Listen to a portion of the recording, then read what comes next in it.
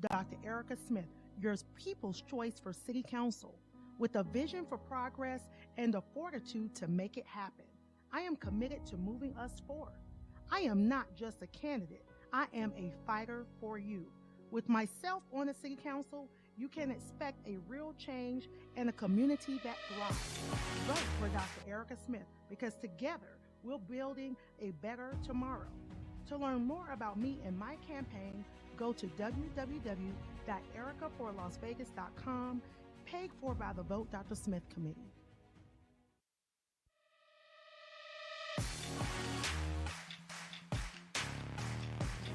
All right, welcome back. It is Pushing the Limits on a Tuesday. Thank you so much for joining us. Please join me at Jackson's Bar and Grill. Yes, my favorite gaming bar in town. It's located at Flamingo and Jones. Great gaming. Brian Sliplock, the owner, called in today. I love Bri and his beautiful wife, Robin. I was up there yesterday. Some of the best lunches I've ever had. Jackson's Bar and Grill, located at Flamingo and Jones. You get free slot play. Great promotions. Mention the name of the show and tell them I sent you. Jackson's Bar and Grill. So I always, we talk about a lot of serious topics on this show. We just had Ileana in studio. But I always love having people in studio that do some, wonderful things for the community. Sports are such a big part of culture, right? It's kind of like you can put all your personal issues aside and escape. I feel like sports is a great escape, and it's healthy. It's good for you. And there's so many great variables in getting kids involved in sports, and hockey is just such a great sport. In fact, I'm going to the Vegas Golden Knights game tonight. I love hockey. And the woman we have with us in studio, she's been on before. I love the things that she's doing with the Kielb Hockey Foundation. Gina Giuseppe is joining us in studio to talk a little bit about that and the charitable work that she does in helping kids. Gina, it is so great to see you again. How are you doing today? I'm doing great. Thanks for having me back. I really appreciate it. Of course. Thank you so much for being here.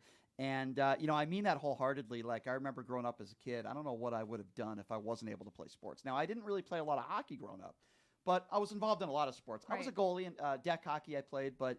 what is it? Deck hockey. So, roller Oh, okay. rollerblade hockey. I've never heard that term before. Equally as expensive. A lot I of believe it. A lot of it, a lot of the padding, and especially when Right. you're a goaltender. Oh my gosh, don't even. Yeah. My parents were going nuts with how much Yeah. money that stuff costs. But I just feel like, growing up as a kid, every kid gets bullied now and then. They all go through their issues in school, and at that awkward age of 11, 12, 13, whatever, sports is such a great escape, right? Isn't it? And that's why it's just so important to get kids involved in something that is healthy. You're getting exercise, you're competing, you're making new friends, developing relationships, Yeah. right? Of course. I mean, all that combined Yeah. In doing so. And I want to talk to you about something we didn't really talk about last time, and we'll get into your, the foundation and how people can help. But I want to talk a little bit about the adventures of Maverick, the hockey player, which you wrote, right? Talk to me a little bit about this and how it's helping kids. So it's actually an idea I had a really long time ago, and I actually wanted to write it about Jake, but have it more, what is it, fiction where it's fake? Mm-hmm. And, but, again, it was kind of like I didn't know how to get started, and I kind of just put that on the back of like the million ideas I want to do in my life, right? Because I have a ton of them. Yeah. And then probably about a year ago, I was talking to one of my parents, and coincidentally, that was Ileana, one day out of my office. And she was just, talking about how she is an author. She loves to write. And I was like, really? And she goes, yeah, I even started my own little publishing company. And I was like, oh my gosh. I was like, I want to write children's books. And I was telling her kind of about my idea. And we met for lunch. And, the rest is all kind of history. But the books really, there's so many parts to the books that are so important to the foundation. One is it helps generate more revenue for our scholarships. Two, it's another way to outreach to our community and reach children who are not necessarily playing hockey and maybe help introduce them to the game of hockey. And then third is obviously the educational purposes. And then each book kind of has a educational purpose behind it, I love that. Hopefully these are not one of the books that are banned. there's a lot of banning books out. No, this is definitely this is definitely not one of them. There's a lot of people in this economy, a lot of families, as you know, that are struggling. I mean, forget about even buying hockey equipment. They can't even put food on the table, right? Yeah. A lot of people are struggling out there. And there are so many kids out there. I know that there are so many kids out there that, God, they want to play sports. They want to get involved. But, I can't imagine the look on their face and what they must feel like when their family, for no fault of their own, but the parents are like, hey, I'm sorry. We just can't afford it right now. We can't do it. We're struggling to pay our own bills, our mortgage. We're going to lose our house or whatever the case may be. Right. Every situation is different. Right. And the heartache that kid must feel knowing that, their friends are on the hockey team or the basketball team or whatever. And it costs money. It costs money to buy equipment. Some sports more than others. Hockey is one of the more, I use the term elitist, not because everyone in the sport is elite, but golf is an elitist sport as well, in that not everybody is a snob or everybody, but it's just really expensive to excel. Like I look at professional hockey players, not all, but a good amount of them come from families that had well means, right? I look at professional golfers, and many of those golfers, when they were young, they had the best teachers, they had the best equipment, and they came from families with money. Not everybody, Right. but a lot of them. Right. This isn't a sport like basketball or soccer, right? Hockey is an and let's not forget about the ice time, right? Mm-hmm. You can't just walk into any arena or ice arena and say, hey, I want to play some hockey. It's not like basketball, right? So that makes it very complex, right? Yeah. And that makes it more important to be doing the things that you're doing and to introduce people to the sport of hockey, in this case, kids, right? Yes. So what are the steps taken?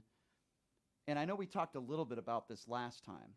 How do people reach out to you? If you're a family in Las Vegas, and I would imagine we've got a lot of Las Vegas callers today, and I'm sure a lot of them would want to know if they're struggling and they want to get their kid involved in hockey. How does the process work? Do they reach out to you first? How does this work? So it kind of depends on where they're starting in their journey, right? So traditionally they would go to a Learn to Skate where they would just, need skates. So if they wanted to reach out to the foundation, they would obviously go to our website and we can get them skates. Now we don't always have every single size, but also too in Learn to Skate, most rinks will allow you to use their rentals to get started. So it's not really till you get into hockey that you really start feeling that pinch of cost. But there are programs since the Golden Knights have, kind of hit our town. There is what's called a Learn to Play, which I believe is for 5 to 9, where they actually set them up with a full set of gear for free to be in their program, to kind of hit that, to kind of help them get in the sport. But obviously the kids are going to grow and that's not going to be there forever. But a kid that's maybe 14 or 15, it's going to be way more expensive to outfit a player that's 15 years old. But again, like we have Played Again Sports here. Like there's so many more, what is it called? I don't know. Played Again Sports I had growing up in my town. Yes, as well. they had it in California. Super cool to be able to go in there and buy affordable equipment, used equipment. Mm-hmm. And some of the equipment is actually really good equipment. Oh, yeah. This isn't cheap stuff. Like, I always bag on my mom sometimes because she'll go into like some of these stores. I won't mention the names of clothing. Brian, it's Dollar Day today. We can buy anything in the store that's red for $1. Get a red shirt. No, it's not like that at Played Again Sports. no.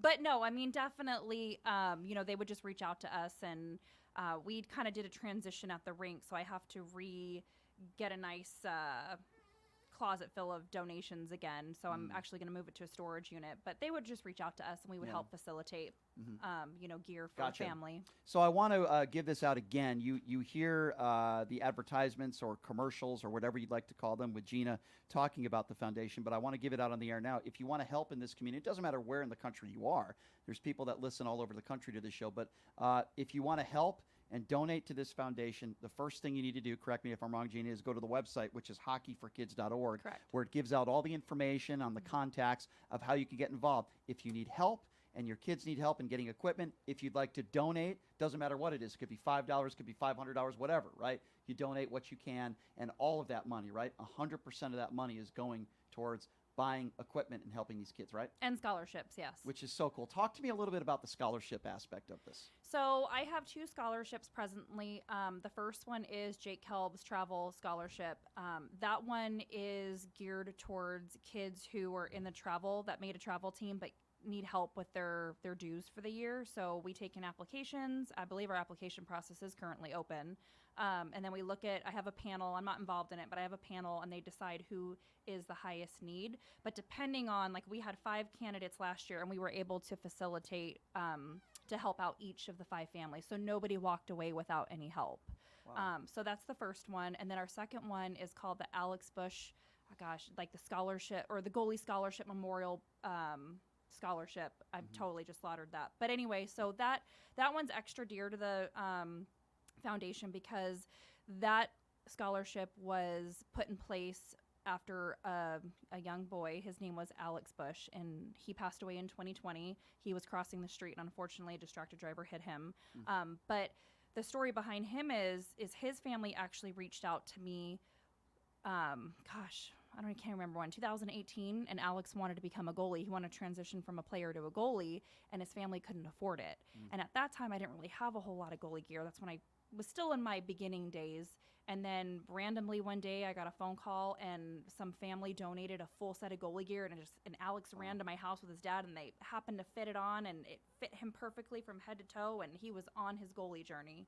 And then obviously it was cut short during 2020. But so the way to kind of keep his memory alive, but also kind of keep that going, is I created the scholarship to be able to provide that same opportunity for all kids here in Vegas. So whether, it's a kid who's just getting started out in goalie, needs a new glove and blocker, needs an upgrade or whatever, they can put in for the scholarship, and and it's the same process. It's the panel.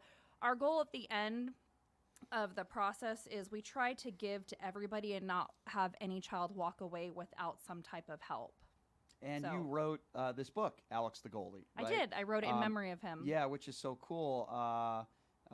In this distracted driver case, he was 12, right, when he played goalie. And correct. Obviously, this is a horrible tragedy, but to do this in his name, I just think is so great and honorable.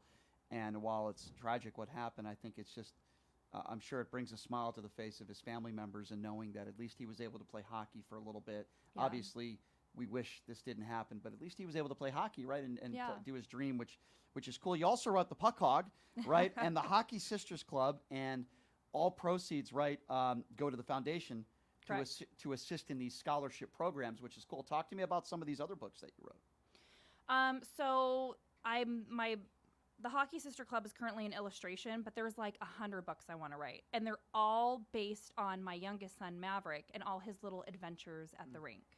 So I actually have a coloring book that I've just put out too. Oh, that's cool. So if they go on this website they can purchase. You can actually purchase it on the website. Yeah, and I have some merchandise. Like I have the stickers of the characters. I have a pencil. I have a button and stuff. And that's super cool. This year, I was able to do like 10 schools for Reading Week and share kind of my vision, share my books. I'm doing Career Day at an elementary school next month. So I'm spending time more like trying to get it out into the schools. I would love, and I think we talked about this off the air, I would love to speak to one of these kids that you've impacted. I know, and I just remembered today. So I will put next, that on my calendar next time. I will not forget. I just love hearing those, real life stories of people that you've impacted. I love hearing those kinds of stories, and I'm sure there's plenty of kids out there. And I'm sure if you say, "Hey, come on a radio show," they'll get excited, so they'll do it.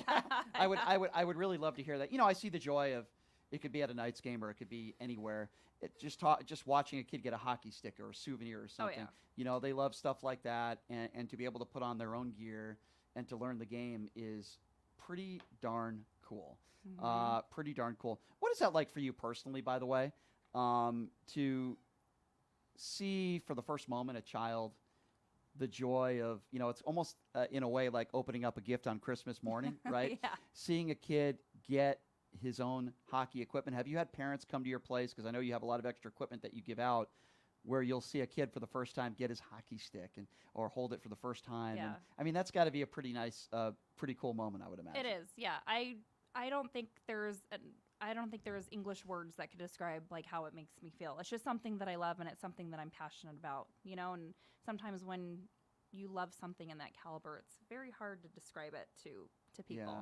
No, I get it. So, especially with my scholarships, right? I mean, like last year we had 5 families that benefited from the Jake Kielb's travel scholarship, and 2 families alone, we paid off half of their travel dues. You know what I mean? Wow, that's so that cool. takes such a burden off of, the family, because they still have to pay for the expenses when they're traveling. Forget the monthly fee to the rink or the program. Right. They still have to pay for their hotel room, the airfare, and all that other stuff. So to be able to kind of eliminate that for families, I think, I don't know. I don't know. I don't know how to explain it. It's a great feeling. I mean, even today, I could say myself we've had multiple people call into the show that have served this country honorably, and when they say they love the show and they like what I do, like, it humbles me. Oh, because, yeah. Because here are people that have risked their life, Right. so that idiots like me could do a radio show. Yeah. I mean, they've risked everything, Right. and now they say they like what I do, and I wouldn't be here without them. So it's like Oh, I get yeah, that it's a same give and feeling. take. It's a Right. balance. Right. It's the same feeling. I don't even know if it's a balance. I just do they risk their life. I just go on the radio every day. Right. But I mean, I know where you're coming from there, and it's just that's so rewarding. And I know you Yeah. don't do it for that reason. You do it for them, Right. You do it for them to help these kids, and I just think it's so Yeah. cool. We're in an interesting time in Vegas, right? We only have a few minutes here, but we're in an interesting time where hockey's on the rise on the West Coast, right? Mhm. Kids are getting more involved, but I'm not so sure we're getting as many hockey rinks as some people would like, right? We're very limited in this town when it's getting Yeah. better, right? It's getting better, but we're limited where kids can play, right? Right. I mean, you're at the Fiesta, the old Fiesta Casino. Yeah. They still have that rink Yeah. there, right? Thank Yeah. God they didn't tear that down. I know. They tear right? down the casino and they left the rink up, but that's a beautiful arena. Yeah. It really is nice there. Do you go anywhere else with these kids? Do they play anywhere else? So we obviously we play against other organizations in town, but we don't. But that's our home rink. Mhm. So yeah, it's very. That's super cool, and I don't live too far from there actually, and it's a cool look. It's right off of Decatur, if I'm not mistaken, right? It's Rancho right, and Rancho, Cary, yeah. near Decatur, Rancho and Yeah. Cary, and it's a beautiful arena.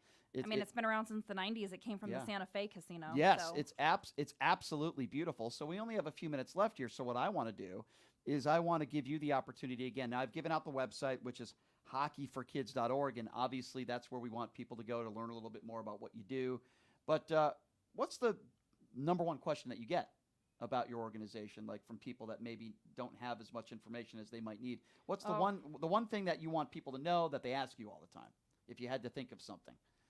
I mean, it's not. You're gonna laugh. I don't even know if this really even answers the question. But they're like, "How'd you get started in this? Do you play hockey?" And I'm like, "I've never played hockey. I don't know how I got started in it." Yeah. But Yeah, women's hockey's on the rise too, by the way. I think, yeah, definitely, 100%. I mean, the VGK girls team just, won nationals, so Yeah. that was pretty I awesome. met a few of the gold medal, or I met gold medalists in the U.S. women's hockey team from the Olympics. I met a few of them at a Knights game last year, and that was an honor. Such Yeah. nice people. It was really Yeah. nice to talk to them. Yep. Yeah, I know.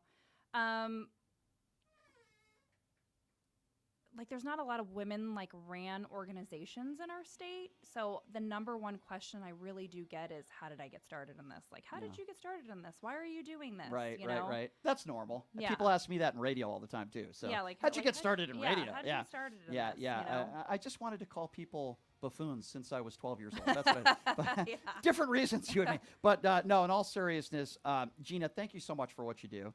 Next time, I'd love you to bring a kid in here. Yes, I promise. I love will put it down on my calendar. I can't wait to talk to one of them. Thank you for just impacting all these kids. There's so many great people in Las Vegas like yourself that I want to be recognized for the work that you do, and we want to help you as best we can. I is appreciate getting that. people involved. Okay, hockeyforkids.org. Donate a hockey rink to me. Yes, it doesn't matter. I don't mean to sound like a campaign rally, or a campaign, but it doesn't matter whether it's $5, $50, whatever.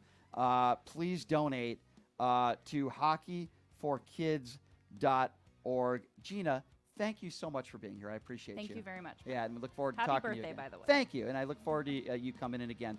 Gina Yeah. Yosefi, everybody, from the Jake Kielb Hockey Foundation. Check them out again, hockeyforkids.org. The show goes by really fast. We'll see you tomorrow. My thanks to Ileana Dropkin for joining us as well. And we will see you tomorrow, everybody. Erica Smith is running for office in Las Vegas. She's joining us in studio tomorrow. Have a great day, everybody.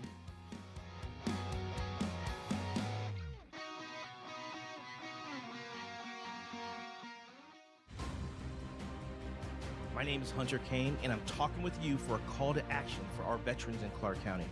Who is Hunter Kane?